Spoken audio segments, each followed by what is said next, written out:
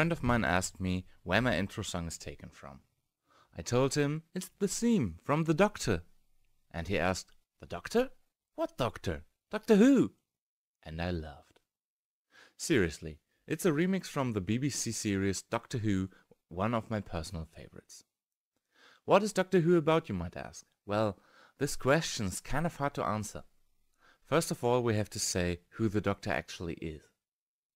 Called by some fire and ice and rage. He's like the night and the storm in the heart of the sun. Stop it. He's ancient and forever. He burns at the center of time and he can see the turn of the universe. Stop it! I said stop it. And he's wonderful.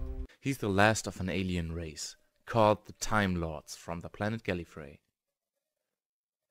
Being a Time Lord brings several nice gimmicks. Very long life, the Doctor himself is over 900 years old. That little trick of cheating death.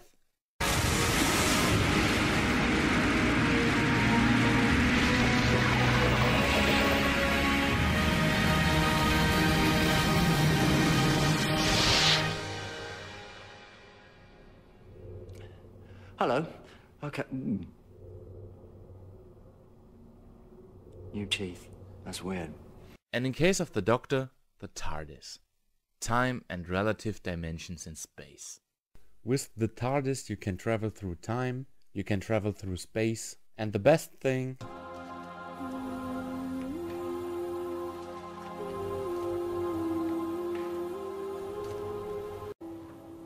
The inside's bigger than the outside? Yes?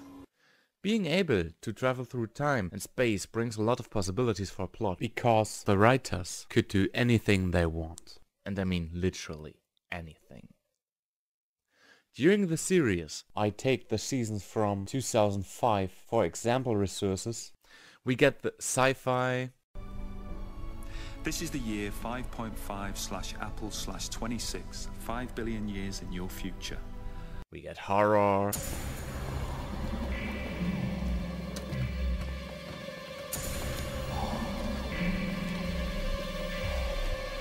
We get detective stories.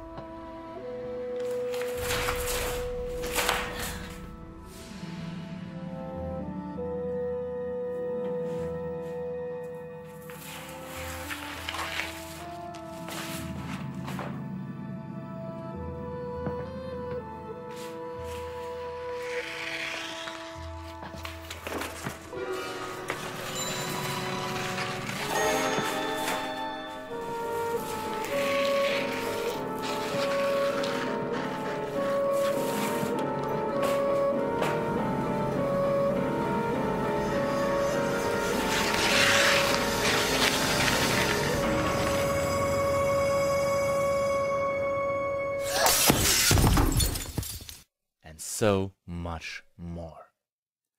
Going through the decades beginning 1963, The Doctor is one of the most popular franchises ever produced in Great Britain.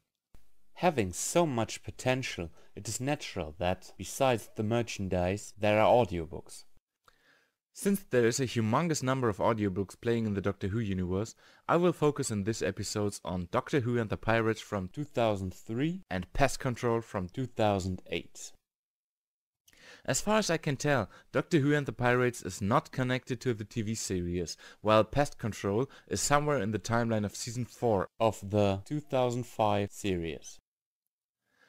In Doctor Who and the Pirates, we have the history teacher Dr. Smythe, who visits one of her students, Sally, knowing that Sally has something terrible in mind.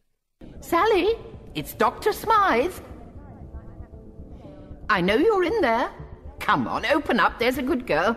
Sorry, it's really not a good time. Nonsense, it's a perfectly good time. So Dr. Smythe begins to tell her a story about an adventure she had with the Doctor, and later the Doctor himself joins in. I have a story about pirates. You'll love it. The interesting thing about that audiobook is, on the one hand, that it's very self-ironic. Sally, for example, very often questions parts of the story. You will leave this ship and this crew to sail peacefully on their way. So it's not sinking anymore then? Shh! The other thing that makes this audiobook special is the fact that it's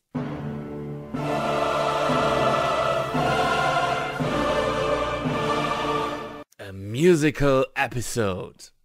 Yes, the Doctor sings. And not too bad, actually. Oh no, you are going to sing. Well, yes, I am. I am the very model of a Gallifreyan buccaneer. I've information on all things a Gallifreyan holds, monsieur. I've linked it to the matrix through its excitonic circuitry. I understand dimensional and relative chronometry. And of course, besides that, we have the fun. Don't listen to him, he'll kill me! Sir? Us! All! He'll kill us all! The drama. Evelyn, that's your cue. I can't. Well, I know it's difficult. Difficult? I caused that boy's death. I killed him. The emotion. I couldn't stop Jasper, Doctor. Everything we could expect from an episode of Doctor Who. Pest Control, on the other hand, is overall your typical Doctor Who episode. What makes this episode, which is part of series, special to me, is the fact that it's read by the Doctor himself, brilliant David Tennant at his best. Harrison was cold, wet, tired, scared half to death, and trying not to get run down by a reversing supply vehicle. He plays every single character with an intensity that makes you believe it's not only David Tennant, but the whole cast of a Doctor Who episode. Just thinking of his impersonation of Donna Noble is hilarious and terrifying realistic at the same time. Your parking is rubbish, Doctor. I'd ask you to have another go, but I bet your three-point turn is easy. Bite me, alien boy! And that's it. My two personal favorites of the Doctor Who audiobooks. They are all worth listening to. But those two, well, they are just great. Buy them, import them, but don't miss them. And that's it, I'm afraid. There's no more from you on the transcript. That's the last I've got. The blue box, it's my time machine. People assume that time is a strict progression of cause to effect. Yeah, people don't understand time. It's not what you think it is. But actually, from a non-linear, non-subjective viewpoint, it's more like a big ball of wibbly-wobbly, timey-wimey, wibbly-wobbly, timey-wimey stuff.